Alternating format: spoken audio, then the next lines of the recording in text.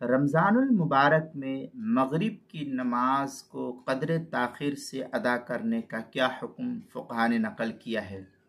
چنانچہ ماہ رمضان المبارک کے مہینے میں مغرب کی نماز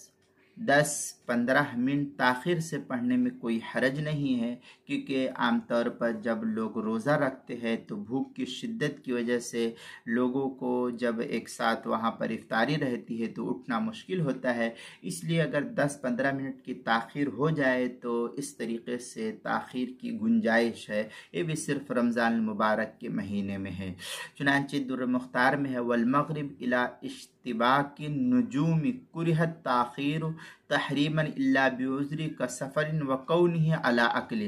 یہ در مختار جو زکریا بک ڈیپو دیوبند کا ہندی نسخہ اس کی دوسری جلد صفحہ 27 اور بیروت کا چھپا ہوا نسخہ اس کی دوسری جلد صفحہ 26، فتاوی تاتارخانیہ اس کی پہلی جلد صفحہ 406، فتح القدیر اس کی پہلی جلد صفحہ 330، کتاب المسائل اس کی پہلی جلد صفحہ 245 پر اس کو نقل کیا گیا ہے۔